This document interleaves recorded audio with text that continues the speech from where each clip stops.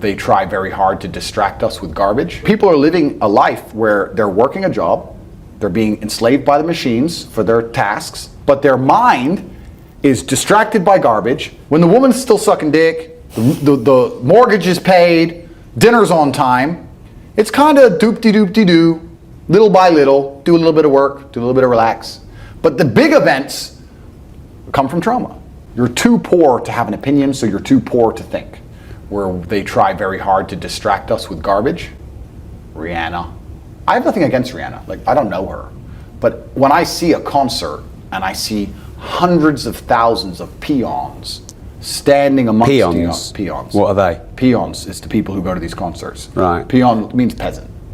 This is an education in language. No, but they are peasants because they're acting in a peasant way. They're acting like peasants. Hundreds of thousands of people in a crowd looking up at somebody like they're God, jumping up and down for hours on end. You're a peasant. You're a peasant. And your life's shit, and you have no achievements, no money, you're depressed, but you're distracted. They've distracted you with this idol, whoever it happens to be.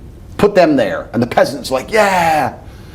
And then they go home, and they're told something by the news. Let's make up a completely false scenario. Be afraid of the common cold.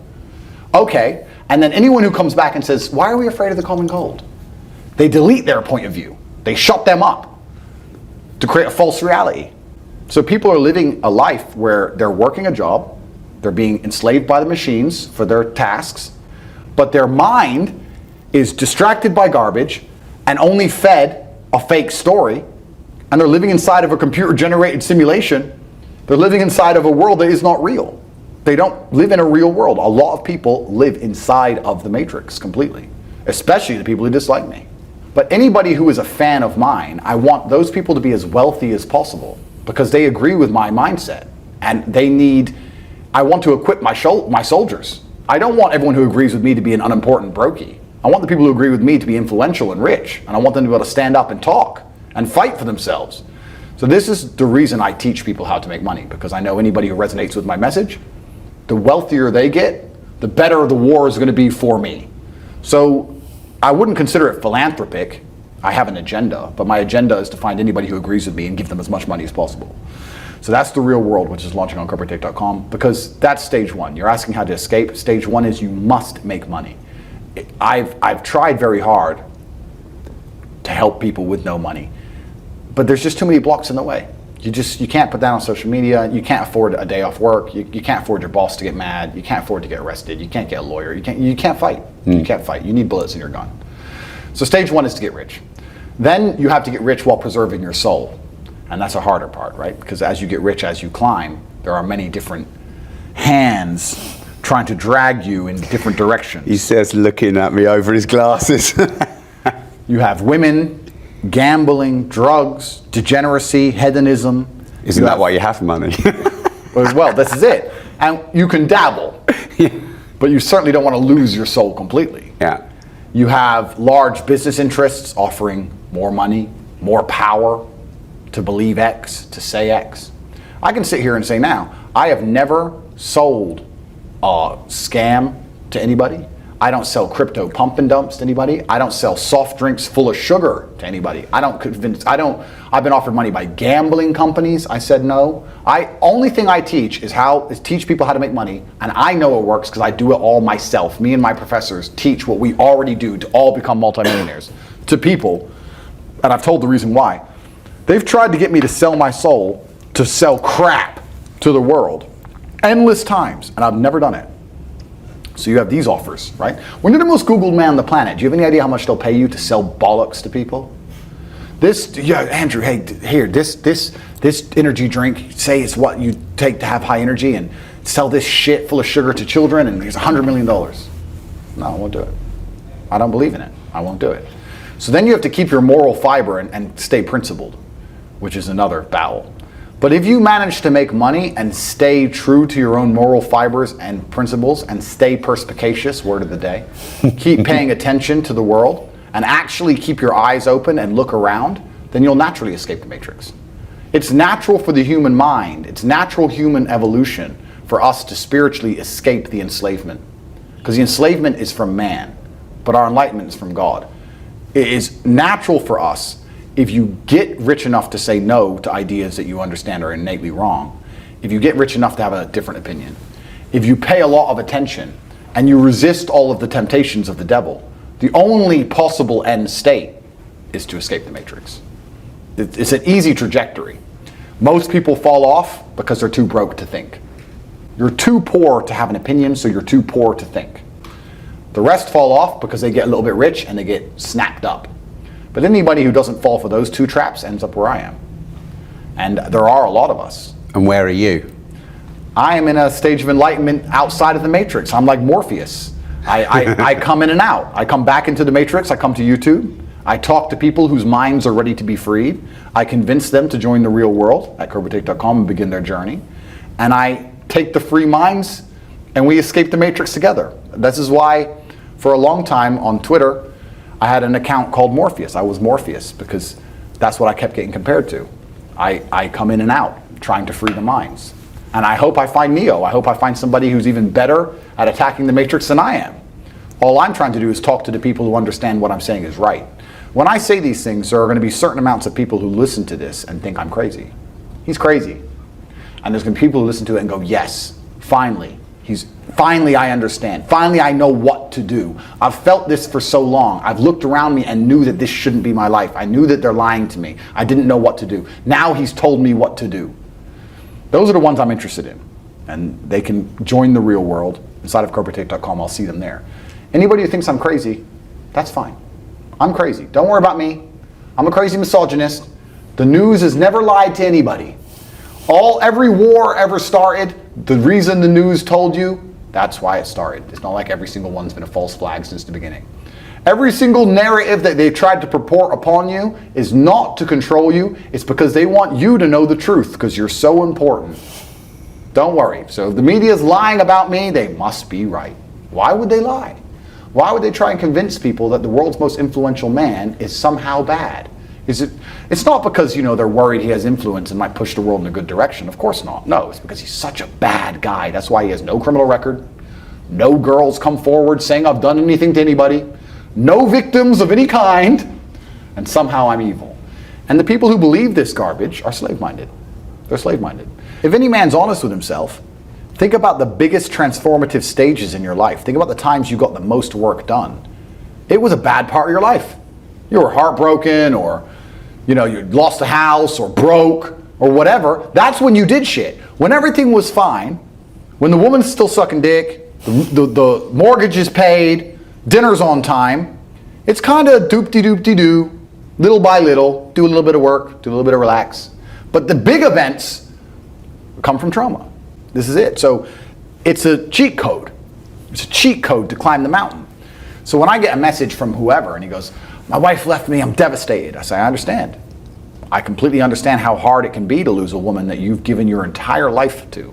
But my answer is, good, it's still good. Now take all of that pain and instead of emailing me, do this.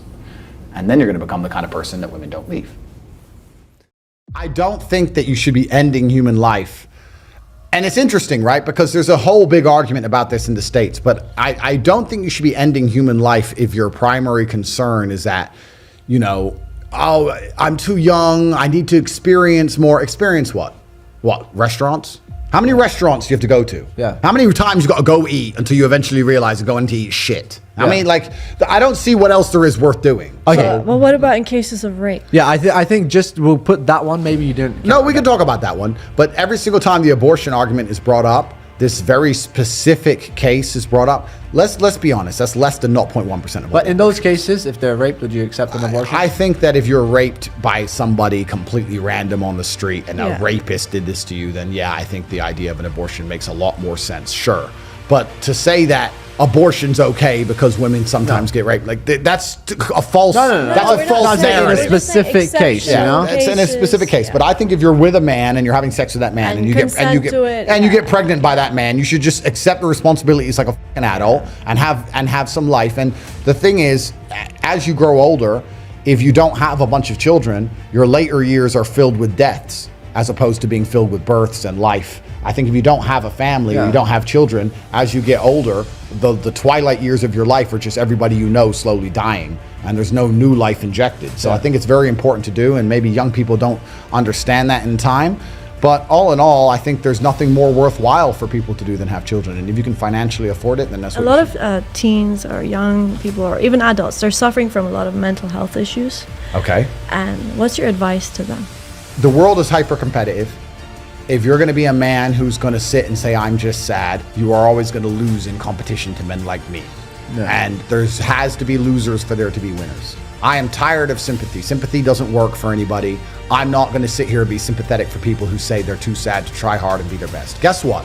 Perhaps I was sad every time I did exactly what I was supposed to do and trained anyway. Perhaps I was afraid when I fought anyway. Perhaps I was tired when I worked anyway. This is how you get ahead in life. I don't have a fucking ounce of sympathy for these people who sit here and say, well, I feel this way, so I can't. Then don't do it. Stay down there. The winners are at the top, and the winners at the top don't give a shit about how they feel. We wake up and we perform regardless of how we feel day after day. So if I'm going to ignore my own feelings, I'm certainly not going to take into consideration anybody else's. Yeah. Why am I going to ignore how I feel and make sure I'm constantly performing regardless, flawlessly, and then sit and go, oh, but he doesn't feel good, so he's allowed to fuck up. No, you are not. You're not allowed to fuck up to your ancestors or to God or to yourself. You have to perform. This is what being a man is about. The baseline of masculinity is doing things you don't feel like doing. I can't comment on being a woman because I'm not one. But the baseline of masculinity as a whole is the thing that makes a good man a man is that he does what he doesn't want to do. He doesn't want to work and he works anyway. He doesn't want to go to war and he fights anyway. He doesn't want to get up, he gets up anyway. That's the whole point of it. We didn't want to die in the Titanic. Guess what happened?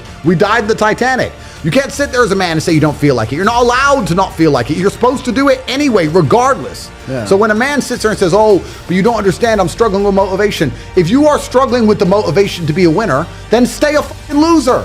No problem. Stay a loser. Don't care. Because in my circle, there's no losers around me. Your energy is disgusting. I find it revolting. I don't like weakness around me, even near me. Even people coming up saying hello to me. If you're depressed, don't even shake my hand. I do not have time for losers on any regard. Winners only. Yeah.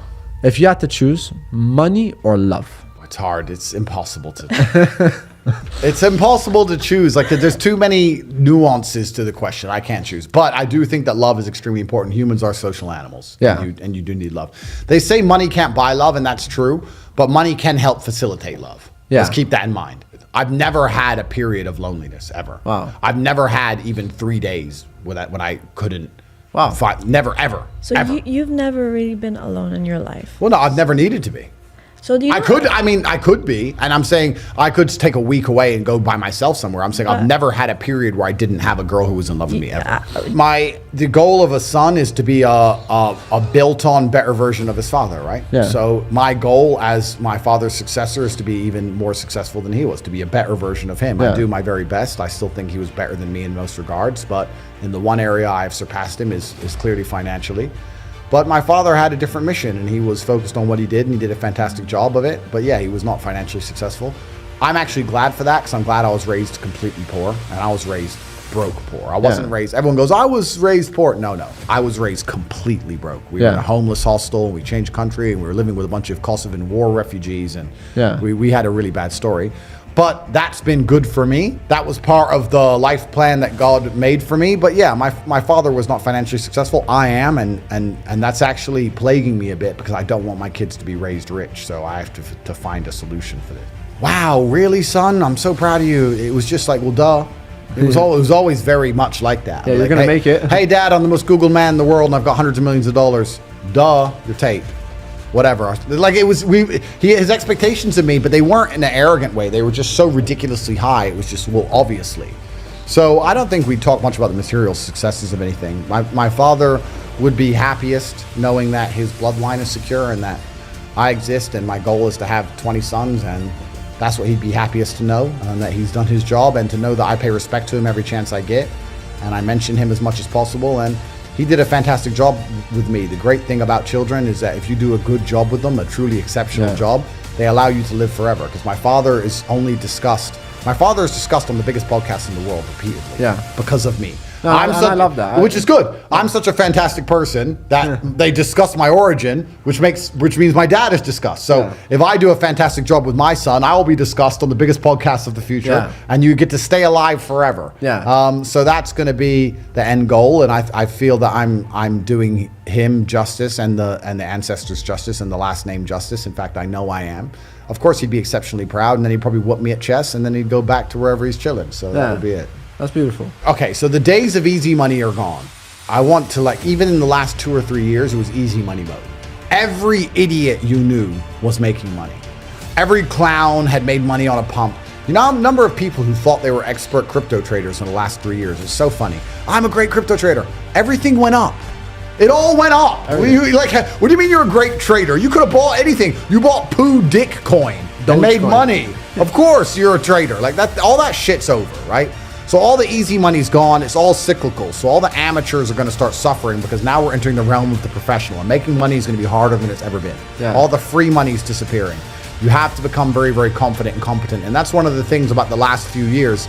Anyone who made money in those years, a lot of them didn't learn any lessons. A lot of them didn't learn how to make money. They just got lucky and just picked up a pump or caught some garbage, but they didn't actually learn anything specifically. The best way to make money in the world today certainly has to be something online. I think that making money online gives you absolute freedom of your own geography. It gives you access to the largest possible customer base, and there's 18 different modern wealth creation methods that we teach inside of the real world that will allow people to make money online. So that's going to be a nice, easy plug to go there. But it's interesting. It's an attention economy, and truthfully, without saying too much, you either need to be prepared to get a whole bunch of attention on you, like we're all doing here, or you need to be close to somebody who's doing that, and that's where a lot of the money is flowing nowadays. If you want to get rich, you have to act quickly. You have to do things fast. Speed is rule one. Not enough people understand the importance of speed, because every hour you spend not making money is an hour you're not going to get back. The sooner you turn on the tap to the money, the more money you're going to make. You have to be very, very quick. A lot of people think my life is so interesting, and they think the things I say are so controversial and interesting, and they're 5% of what's in my head. Yeah. I could say so much more controversial things. I could say things far more abrasively, and I have stories which are far more interesting than the ones anyone's ever heard. Yeah. And I only tell a very small percent because I have to protect myself and the people I care. I would have the ability to speak and everybody absorb my knowledge and words and understand that I'm ultra intelligent. All right, fine. No. A basic superpower. We're talking I about already have the superpower. Here we are. I'm the most Googled man on the planet. It's very hard to not become a billionaire in the world today, I think, if you're truly influential. I'm already a billionaire if I had to have my net worth measured. I genuinely want every single Tate fan, anybody who listens to what I say, to have an improved life. I want their life to be better for listening to me, whether it's in their relationship or whether it's in their physical stature or their financial capability. The idea of a 16-year-old spending their last money on a coin because I said so, and them losing money would bother me at night. And they will lose it. And they will lose. Of course they'll lose. Crypto is, this is what most people don't even understand about the crypto market. It's player versus player. You can only sell it for $10 after buying it for $1 because someone's buying it at $10. Someone is out to lose. So you can't launch a coin and nobody loses. This is why I haven't launched a crypto. I can make $10 billion today if I launched a crypto, but I refuse to do it because people are going to lose under my name. It's all clown world. And then you get to the point where you have to realize, do I need more money or do I want to genuinely be a force for good in the world? And I don't need money. It's the last thing I need. So I'm not going to sell my soul. Logan's obviously a brokey. So he sold his soul like a punk. And now God, then he insulted God, which was great. I didn't see that. He robbed all his I didn't fans, see and that. then he sat there and insulted God, and now God's teaching him a lesson. And maybe he's take his atheistic ass and go look in the fucking mirror and understand that there's powers in his universe he doesn't understand. And he can stop being an arrogant piece of shit, and he can apologize to his fans. He can take the last money in his little brokey bank account and refund it like a man would. That's what I'd do if they were insulting me. I'd go and say, look, here's my bank balance. I have this much money. I'm giving it to charity. Guy's a fucking punk. He just wants to continue to talk on podcasts and pretend his fans are going to care about him forever. Nobody respects that man any longer from the day he attacked me. Anybody who attacks me gets fucking wrecked. True Jordy lost every sponsor, got wrecked. Logan got wrecked. I'm divinely protected. These clowns need to just not say my name.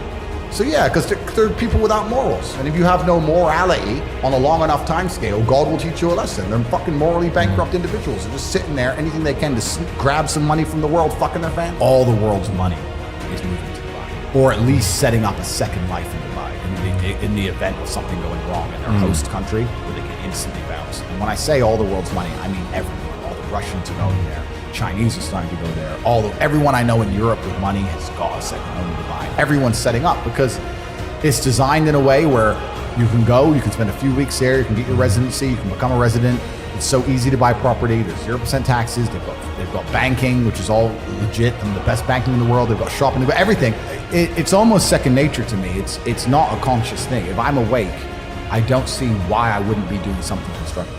I'm a conscious now. I've woken up. I'm either in the gym or I'm working. What else am I going to do besides turn my brain off in front of Netflix?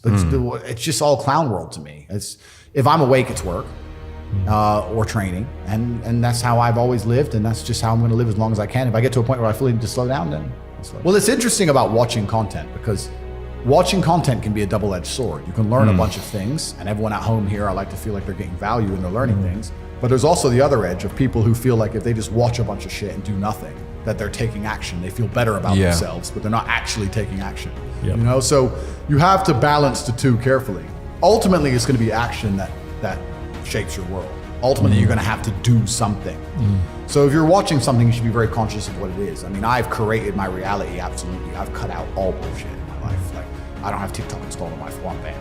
So I don't have anything installed on my phone. I don't absorb any bullshit, fucking random entertainment. I don't watch any podcasts of anyone else. Like nothing. I don't need to. I've tried to be very, very efficient with it. But yeah, you have to be careful if you just watch too much content. Like you guys have a website, right? And you teach things. I have a website. I teach things. Whatever. If you watch this podcast and you genuinely learn things from it, then you should be on one of the two websites by the end of this. By the time the conversation ends. If you're going to watch the podcast and go, yeah, they're all pretty smart. Anyway, then you've wasted your time. If you're going to watch something, it needs to either tell you what to do or inspire you to take action. If you're not going to take action, you're going to fail. That's the reality. I said that I don't read books, and I'm very anti-reading, and it upset a whole bunch of people. My problem with reading is not that there's not good information there. It's too slow. It feels slow. I'm with him. It feels slow. I just feel like I don't have read a bit faster. Yeah, perhaps. I don't have the hours. I'm now at the point where I will hand the book to my PA and say, give me a 2-minute surmise, you read it. Like, for me, that's just where I am. But also, you know, life teaches you a lot. And I think a lot of people are not very self-reflective of their own lives. I don't think, you can read a book and that's great. But I think if you're living an interesting life, if you were to take half an hour a day to actually sit and go, okay, what good has happened to me today? And what bad has happened to me today? Why have those things happened? And how can I prevent them from happening again? Most people don't, that kind of crap doesn't even cross their minds. Like every day, I will sit at the end of the day and go, what bad has happened to me? How did that happen? Did I get caught slipping was I on the street and some guys come up to me and it could have been a dangerous situation? Like, how could I genuinely have improved my reality? And you can self-reflect and teach yourself everything. But that's total ownership of your life, isn't it? But you have to have. A lot of people don't. You have to have ownership of everything good that's ever happened to you and everything bad that's ever happened to you. I have complete ownership for the fact I was canceled. I don't sit there and go, oh, they're lying about me. Yes, they're lying, but I still own it completely. They're lying about me and they're talking shit, but I own it and I took responsibility for it and I sat there and I took absolute accountability and I thought, okay, how can I turn this in my favor? And I beat them. If I'm walking down the street and it starts to rain, I take responsibility for that. I didn't have to be in rainy London. I could have been somewhere else. I could have brought an umbrella. Could have took a car. I am responsible for getting wet in the rain. And there's people out here who just don't take any responsibility for their own actions, let alone the weather. If you take complete self-accountability and you self-reflect, it's raining, I'm unlucky. You got told. No, but that's what they'll say. I got wet because it rained, not my fault. Whereas I'll say I got wet because I did not prepare for the rain. And life is a value exchange. Every friendship, every relationship, every business relationship, there has to be an exchange of value. If as you progress through life, if people stay in the same place, you're only giving value. You're not receiving any value back. And you have to be ruthless about those things. Like, I have a very curated circle and everybody in my circle is extremely useful and we're extremely successful. And it's a very motivating thing. If you're in a room full of ice cream experts and all they talk about is ice cream, how to move ice cream, how to sell ice cream, different flavors of ice cream, how you make ice cream, you're gonna learn a lot about ice cream. If you're in a room full of people who are billionaires, and guess what they're talking about? Money. And guess what you're gonna learn about? Money. I don't sit and have pointless conversations with people. I don't even know what people are talking about. If me and my friends meet, we end up talking about the earth and how it can pay us. That's what we talk about. And that's how we manage to make a bunch of money. So you have to be ruthless with your circle. And for people out there who understand this, a lot of people say they understand it, but they genuinely don't. But if you do, and you are trying to progress your circle, you need to find a way to provide value. You need to either join networks like my one on corporative.com, or you need to find a way to provide value. I'll give you an example. In Romania, I was driving and I went to a town called Cluj. It's a very small town. I went in a nice car and a kid came up to me and he said, I run the car spotting page and we take pictures of the Ferraris and Lamborghinis. Can I take a picture? I said, yeah, sure. And anyway, he took a picture of it and then he gave me his business card and he said, I just want you to know, I don't even like cars.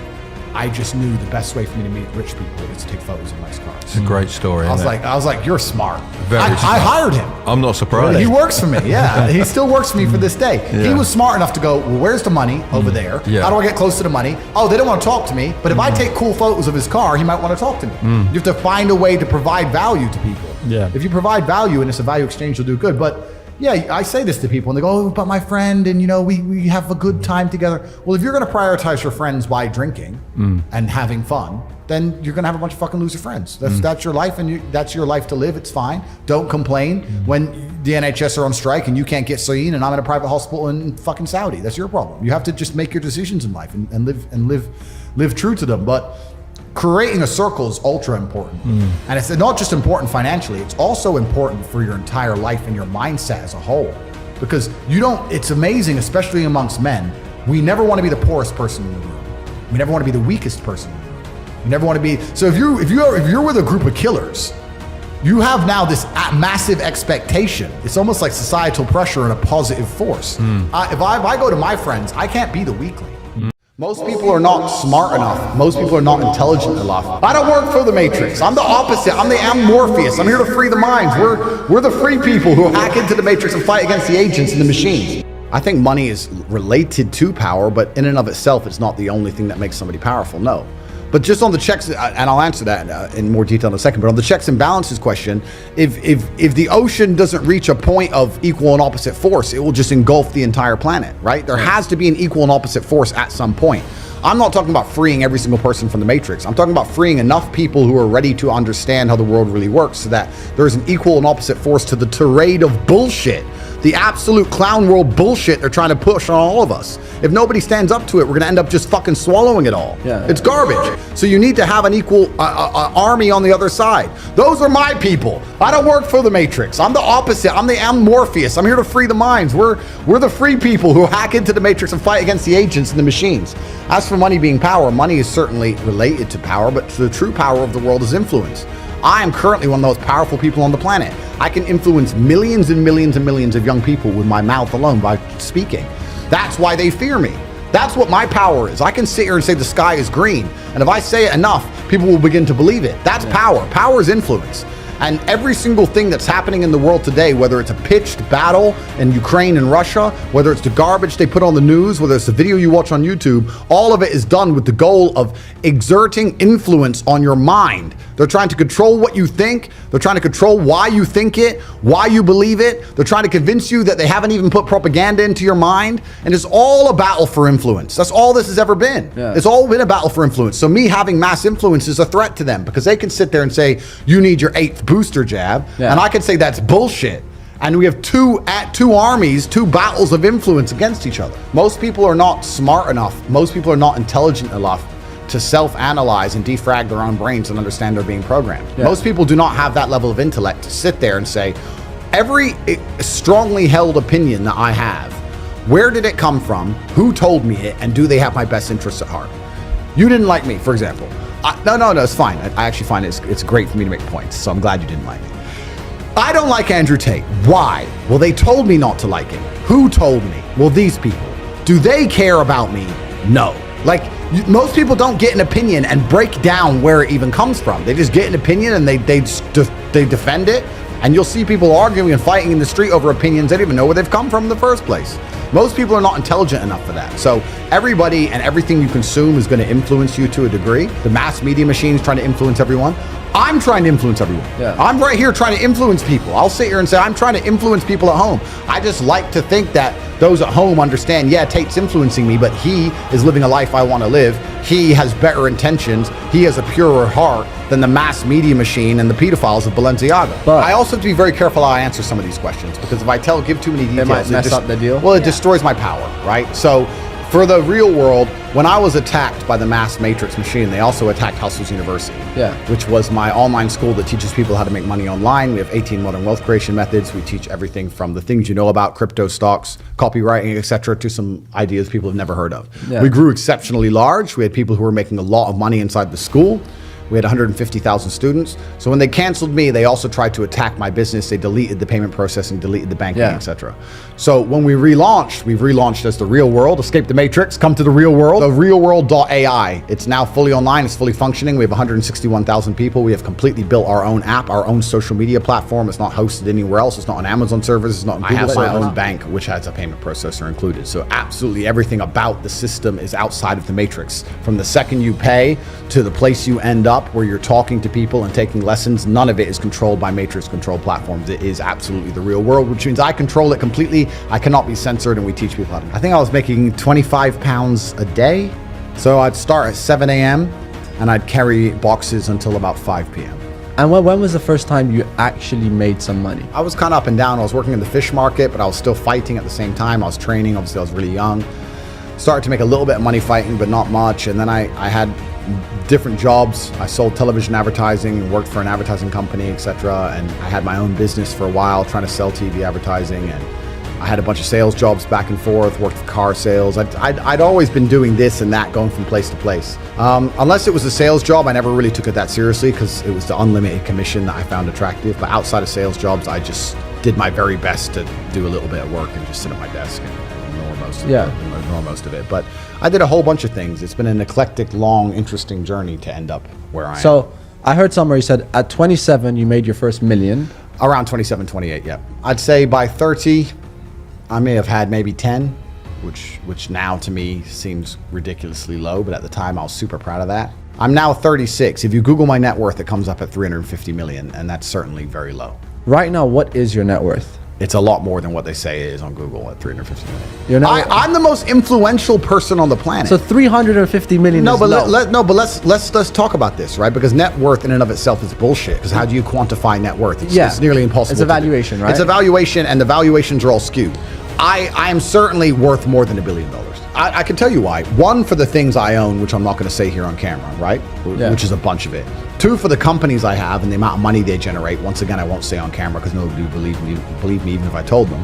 But third, what were we saying earlier in this podcast? We were talking about how the most important thing on the planet is power, not money. It's influence. I'm the most influential person on the planet amongst the number one demographic that the Matrix wants control over, which is military-age males. I can talk and people will listen. I'm the most Googled name on the planet.